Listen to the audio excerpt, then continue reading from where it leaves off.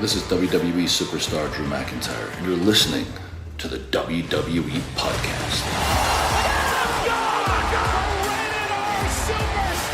The champ is the one that everybody wants, me. It's going to WrestleMania. Claymore! Austin 316 says I just whipped your ass. This is my iron. You're going to acknowledge me. Good morning, good afternoon, good evening, hello, whatever time it is with you and wherever you are. Thank you for downloading this SmackDown review as part of the WWE podcast. It's an absolute pleasure to have you listening along once again. Now, I got a new phone this week and I have lost access to my @AmandaSDPod Twitter account.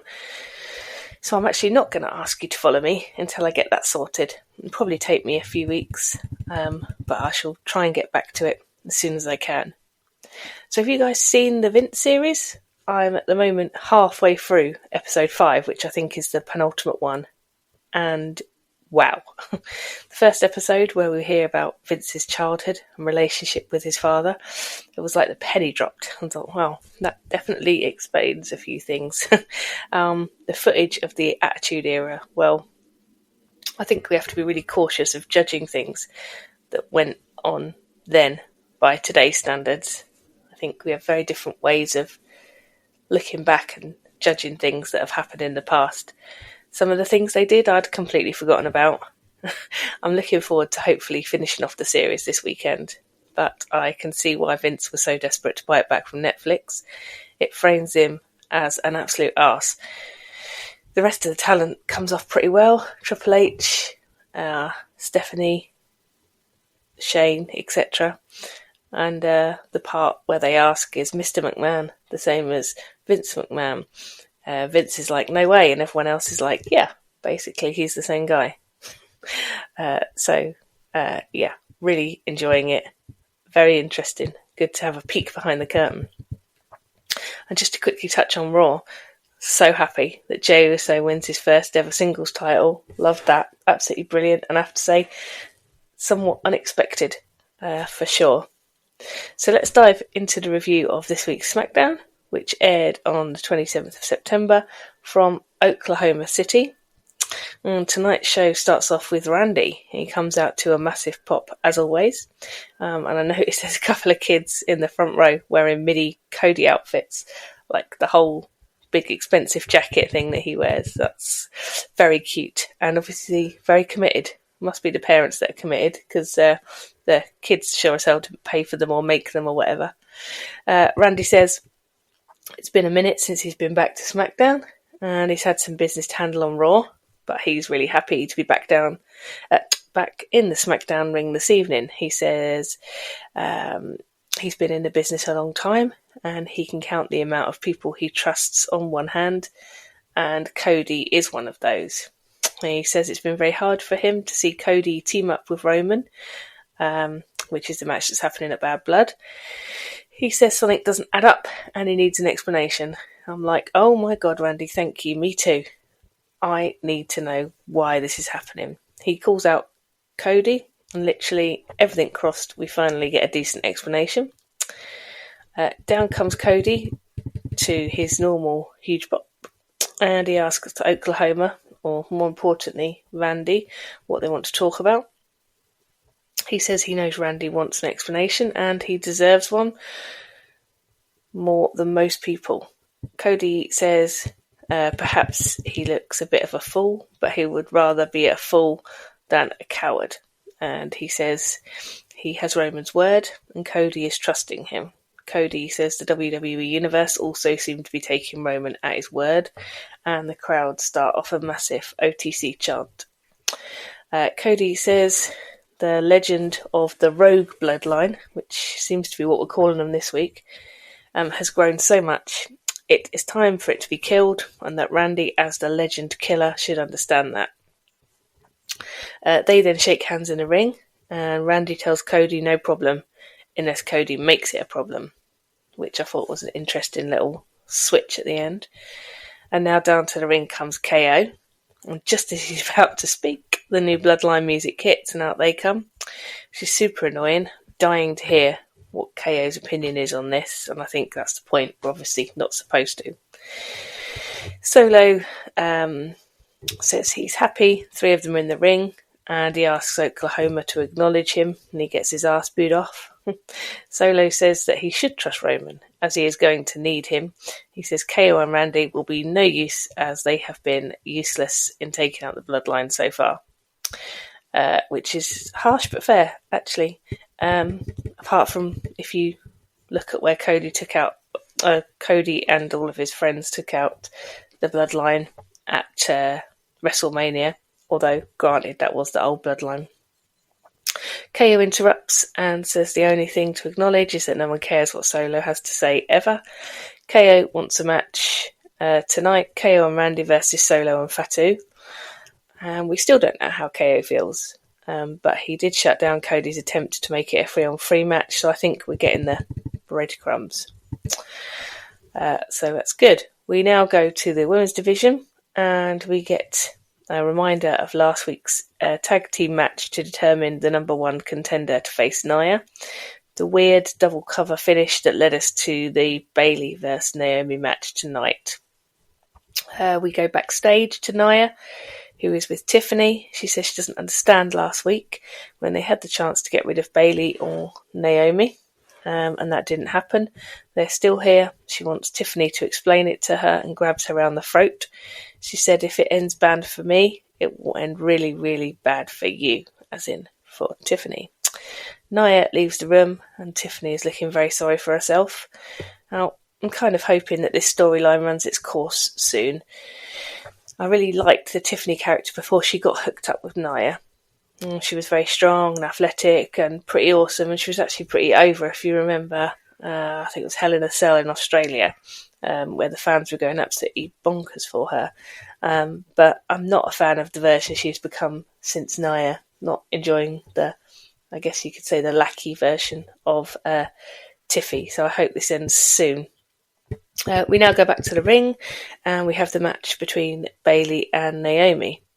On Bayley's entrance, the big screen came up with the Damage Control logo and then Bayley's name over the top, which I hadn't noticed before, so I'm wondering if that's new or if I just hadn't seen that particular camera angle before. As we come back from the break, we get told the match is official between Randy and KO versus Jacob, Fatu and Solo. We then get the last bit of Naomi's entrance, and as she joins Bayley in the ring. And we kick off. Naomi goes for a couple of quick covers as the women tie up in the centre of the ring. Bayley gets Naomi in the corner and pulls out of punching her. They then have a bit of a chat in the ring about the wrongs and the rights of facing each other, presumably. And the match continues. Bayley, now fighting, looks as normal. Hits clothesline, looks for the cover and gets the 2 count. Sidebar. Is Naomi's ring gear this evening a tribute to the game Uno, or am I just looking at things weirdly tonight? But I would just see it and think Uno, and I can't imagine why that would be. Naomi has Bayley out of the ring, and a wicked corkscrew roll over the top takes her out as we go for a break. As we come back from the break, they were in the ring, and Bayley is now in charge. Cole tells us that Naomi's been in charge all over the break, and then Bayley takes a suicide dive to Naomi, but Naomi hits rear view, gets a close 2 count. They come together again in the middle of the ring, exchanging blows, and Naomi lands a couple of kicks. She then goes off the top with a blockbuster and almost gets the 3 count. Bayley with a very weird, botchy looking sunset flip move into the corner, which did not look great. And Bayley then goes for Bayley to belly, but is blocked. She tries again and this time hits it, going to the top and hits the flying elbow and goes for the cover and gets the 3 count for the win. So it's going to be Bayley versus Nia at Bad Blood, which should be a decent match. I didn't time this match, but it felt pretty quick. These two obviously have a ton of chemistry in the ring and work very well together. Bayley and Nia is probably the right call for Bad blood, as Naomi still doesn't command the same kind of support as Bayley. I think I'll probably, if pushed, expect Bayley to lose to Nia, and maybe at last we get in the cash in from Tiffany, and she frees herself from being Nia's lackey, and those two can start to feud properly. We now get a replay of last week's match between LA Knight and Andrade, which was awesome. And when we come back live, we get Andrade starting to make his entrance to the ring. Well, he spots LA Knight on the way and tells him that last week he lost his respect as he wouldn't shake his hand. Before Knight can reply to him, Carmelo appears from nowhere and knocks Knight for 6, who disappears behind some production equipment, never to be seen again in this bit. And up next we have the 6th match between Andrade and Carmelo, with Andrade currently being 3 wins to 2 up. Both guys make their entrance. Maybe I haven't been watching properly over recent weeks, but also Andrade has a cool graphic on the big screen behind him as he comes out too. So obviously my Twitter is down, so you can't let me know, but just a thought. It all seems quite new, and I like it. The bell rings and Andrade starts strong, getting Carmelo down in the corner. Carmelo moves himself out of the way, but gets caught by a slam from Andrade on the ring edge that looks painful as we go for a break. As we come back, we are in the ring. Melo has the upper hand, going for a quick cover. Gets a 2 count and remains in control. Some really good back and forth, ends in both taking each other out in the centre of the ring. And so far, up to this point, I don't think this match lived up to the previous awesome matches. Melo hits the first 48 from nowhere and goes for the cover, but only gets a 2 count.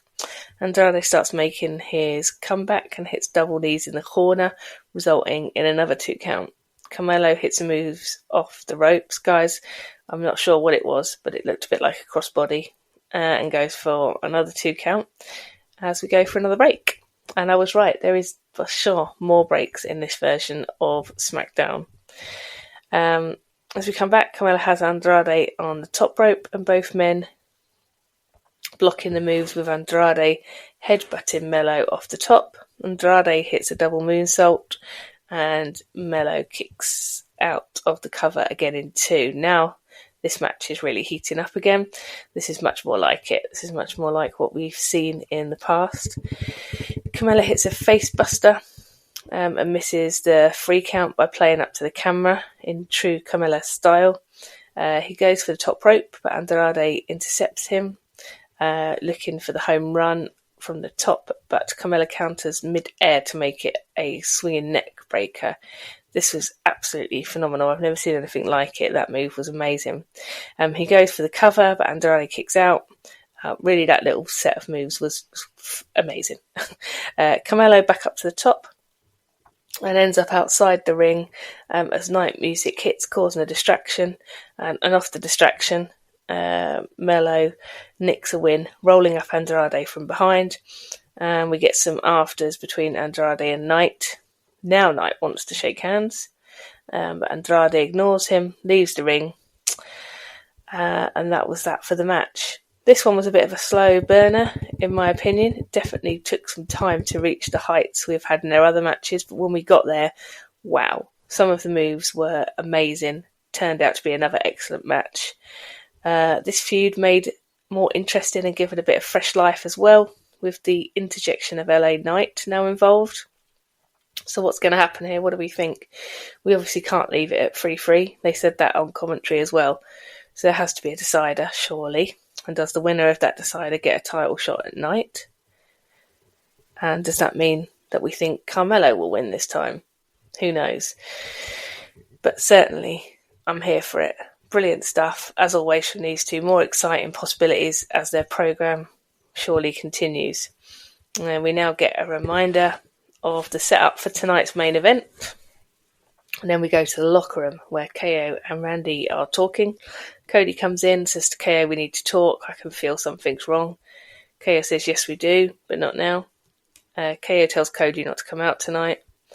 But once KO leaves, Randy asks for Cody's help if the Tongans come out. This is setting up very nicely, and I thought at the time maybe this is the night for KO's heel turn. We then get Michin on her way to the ring, where she'll face Piper Niven ahead of next week's dumpster match with Chelsea.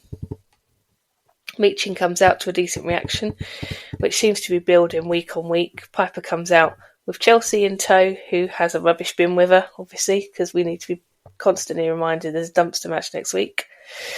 As we kick off, Michin starts strong. Piper fights back using her impressive strength, but Michin with some equally impressive athletic moves. Chelsea causes a distraction, and Michin gets hit with a cannonball from Piper off the apron, which in slow-mo, as we went to another break, looked even more awesome. As we come back from the break, Piper is still in charge with another cannonball, this time into the corner, and a close 2 count. Michin hits a big elbow, starts getting him some good offense, hitting a crucifix bomb and gets a 2 count. Niven hits a sidewalk slam and gets another 2 count on Michin. Piper hits a driver and Michin kicks again, going up to the top rope, but Piper takes her out with a massive punch. Chelsea's up and causing a distraction, and while Piper and Michin are outside the ring, Piper mistimes a cannonball going right into the rubbish bin. Michin takes her into the ring and takes her out with Eat the Feet as Piper's coming through the ropes, and Michin gets the cover and the win. This was a good match, I thought. And from my point of view, good to see 2 women's matches on the card. I like what WWE have done with Michin since her comeback, or her reinvention from the OC, or whatever we're calling it. I like the partnership between Chelsea and Piper Niven, and I'm looking forward to the dumpster match next week. I think, if you remember when we got the draft this year and we ended up with Chelsea and Tiffany on the same brand, I remember saying, I think to Matt on one of the shows I did with him, that I really hope that those two don't cancel each other out with their characters being similar, not the same, but certainly similar. I think it's a bit weird that they've both been teamed up with, I guess, big strong women. So you've got Chelsea and Piper, you've got Tiffany and Nia, and I think it's an interesting example of Chelsea and Piper is working. They've both got very different elements of personality, and that's kind of how to make that partnership work. And then on the other side, for me, you've got Tiffany and Nia, which is an example of those kind of partnerships not working and not really allowing Tiffany to have her own time and her own moment in the sun, whereas you feel that Chelsea and Piper are quite equal in their partnership. Just my opinion. We then get a look at next week's card for SmackDown, and we get a reminder that next week is the go-home show for Bad Blood.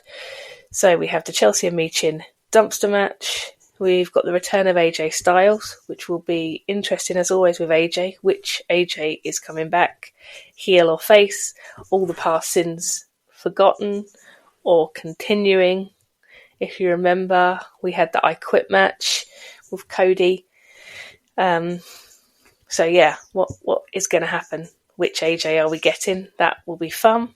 And then the next thing, which I hadn't heard, because obviously I'm off Twitter at the moment, so I don't know if this was teased, if you guys already knew this was coming, but the WWE Tag Team Championship Triple Threat Ladder Match.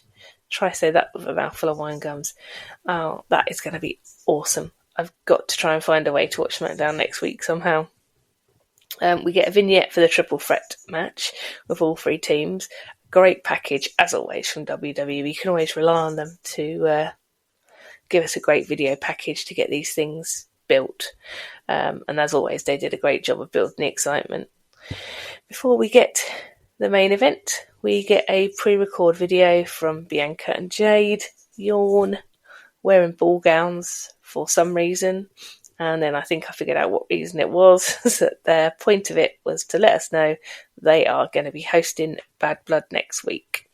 So let's hope that WWE take the opportunity to give us a bit more with these two, as their stuff is just so meh. I think they've either got to spice it up considerably or break them up and get it over with and let Bianca go back to being a fantastic singles talent, which she is, and let's just see what Jade can do on her own, because I'm so bored of these two and what they've done to their characters. We then go to Naomi walking backstage with her face tripping her, and Bayley approaches and apologises. Naomi says, "You're not sorry. I wouldn't be if I'd won. You need to go to Bad Blood and win the championship, and then we can play this back again." They hug it out, and then Tiffany comes along to rub some salt into the wound. And Naomi says that if Nia is busy with Bayley, that she wants to have a go at Tiffany next week, and goes off to speak to Nick Aldis, or Oblivion the Gladiator as we know him, to make it happen. We did not see Nick Aldis this week, so wondering maybe he wasn't there. He was mentioned a couple of times. We then go back to the ring for the tag team match, which is KO and Randy versus Solo and Jacob Fatu.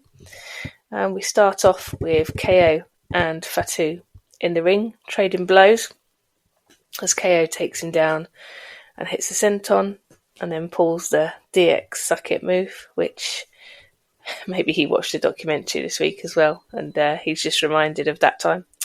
Fatu tags in Solo, who continues to trade hands with KO, but Solo then throws him over to the corner for the tag. Randy comes in and Solo tags out, so we don't see them together yet. Randy's on the attack at first, but Fatu soon overpowers him and sends Randy over the top rope. Randy drops Fatu on the announce table, but Fatu completely no-sells it and obviously doesn't feel a thing, which means Randy then drops him another 3 more times on the announce table. Finally, he rolls off. Looks like he actually did feel it. And then Solo comes along, and Randy also puts him through the announce table as we go for the break. And Randy living his absolute best life, just putting people through the table. As we come back from the break, we have KO in the ring with Solo, and KO from the top rope looking for the swanton, but Solo gets knees up.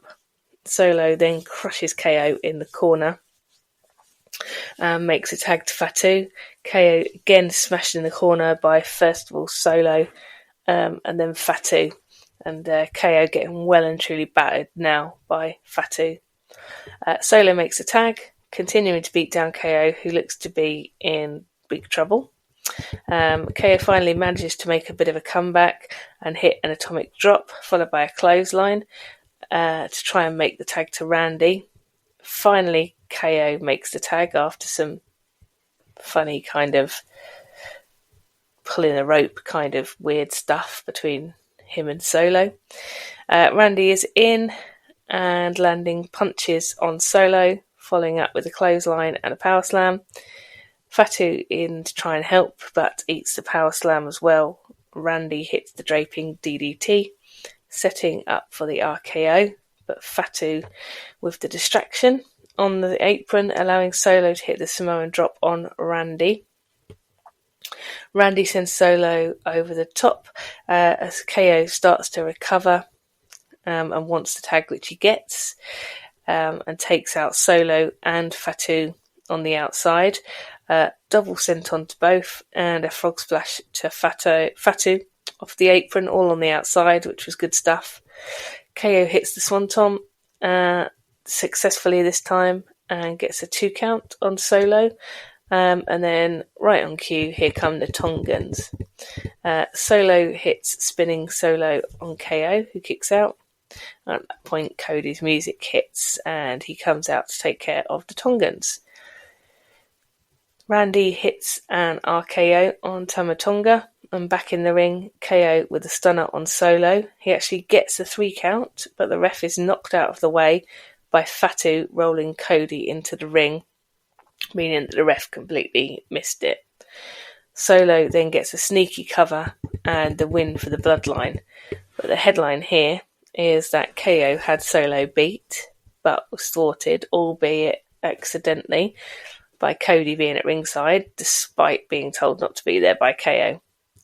As the match ends, Cody apologises to KO, but KO is clearly furious and isn't having his apology at all. Randy breaks things up between them, and as we go off of the air, we have Randy as Peacemaker and Solo saying to the camera, just look at them.